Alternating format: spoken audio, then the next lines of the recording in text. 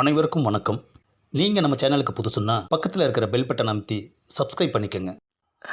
நமக்கு ஒரு பொண்ணு கிடைக்க மாட்டேங்குதையா இந்த உலகத்தில். ம் இது இருந்தால் அது இருக்க மாட்டேங்குது, அது இருந்தால் இது இருக்க மாட்டேங்குது. சரி, வந்ததுக்கு ஒரு டீயை குடிச்சிட்டு போவோம்.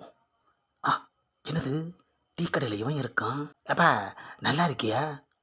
நான் என்ன இப்போ அசிங்கமாக இருக்கேன், நல்லா இருக்கேன்னு கேட்குற?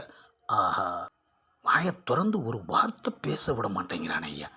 எனக்கு ஒரு பொண்ணு பார்த்து சொல்கிறதா சொல்லியிருந்தியே, என்னாச்சு? நாள் கடத்திக்கிட்டே போயிட்டு இருக்க, முடியலண்ணா சொல்லு, நான் வேற யார்ட்டையாவது சொல்லி வைப்பேன்ல. வேலைக்கு போகாமல் பொண்டாட்டி கொண்டு வர்ற பணத்தில் காலமெல்லாம் சாப்பிட்டுட்டு காலாட்டிக்கிட்டே வாழணுங்கிற அருமையான கொள்கை பிடிப்போடு இருக்கிற உனக்கு போய் பொண்ணு பார்க்க முடியாதுன்னு சொல்லுவனா? ஆஹா, அசிங்கப்படுத்திட்டானே ஐயா. கடையில் உள்ளவெல்லாம் நம்மளை பார்க்குறானே. எப்பா, பொண்ணை பற்றி மட்டும் பேசின போதாதா?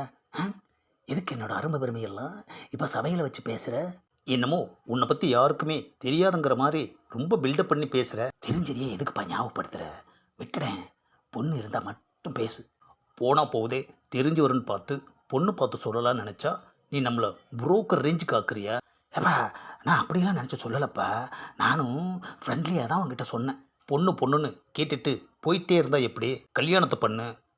அதுக்கு தான் பொண்ணு வேணுமே, ரெடியான மாதிரின்னு நினச்சிக்கோ. ஆஹா, ஏப்பா, பார்த்து எல்லாம் ரெடி பண்ணி வச்சுட்டு தான் என்னையவே போட்டு வாங்கினியா? சாரிப்பா, இதை முதல்ல சொல்ல வேண்டியது தானேய்யா. சரிப்பா, பொண்ணை பற்றி சொல்லு.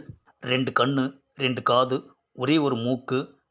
ஏன் முறைக்கிற? மூக்கு மூலியமா இருப்பான்னு சொல்ல வந்தேன். சரிப்பா, மற்ற விஷயமெல்லாம் ஒத்து வருதா? ஒத்து வரலனா கழட்டி விட்டுருப்பனே. நீ சொன்ன மாதிரியே பார்த்துருக்கேன். ஆனால் ஒரு சின்ன கண்டிஷன். போட்டாயா குண்டை? என்னையா கண்டிஷன்?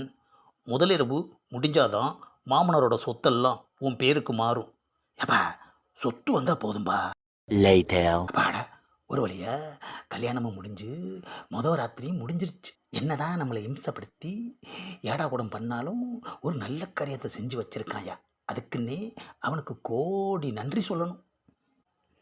ஏப்பா, ராத்திரி தான் முடிஞ்சிருச்சு, சொத்தெல்லாம் என் பேருக்கு எழுத சொல்ல வேண்டியதானே? இன்னும் கொஞ்ச நேரத்தில் எழுதின பத்திரமே உனக்கு வந்துடும். நீ கையெழுத்து மட்டும் போட்டால் போதும். ஆஹா, 1 hour later. என்னது, ஒருத்தன் இரும்பு வாளியை கொண்டாந்து என் கையில் கொடுத்துட்டு போகிறான். ஏப்பா, பத்திரம் வரும்னு சொன்ன, பத்திரம் தான் வந்திருக்கு. கருமம் கருமம். ஏப்பா, எதுக்குப்பா என்ன அறையிற? ஆமாம், நீ ஏன் அந்த வாளியை எட்டி உதைச்ச? அதனால தான் நான் உன்னை அரைஞ்சேன். ஏப்பா, நான் உதைச்சது சாதாரண பாத்திரம், அதுக்கே உனக்கு இவ்வளோ ஆத்திரம்? ஏண்டா வெண்ண, சொத்து சொத்துன்னு அலைஞ்சியே, இப்போ சொத்தை கொடுத்தா எட்டியாக உதைக்கிற.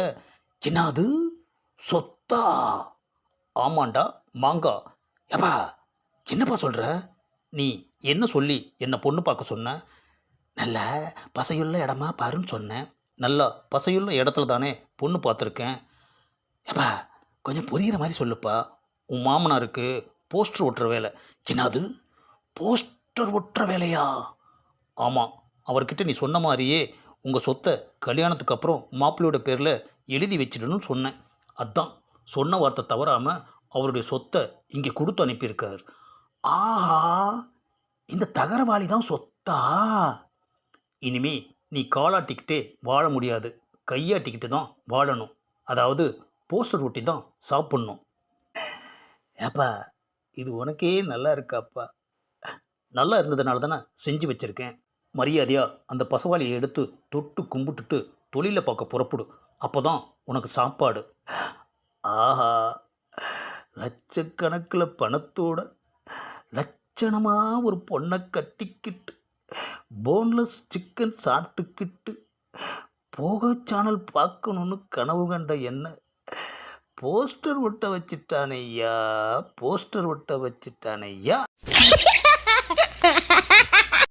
இந்த பதிவை லைக் பண்ணுங்கள், ஷேர் பண்ணுங்கள், மறக்காமல் சப்ஸ்கிரைப் பண்ணுங்கள்.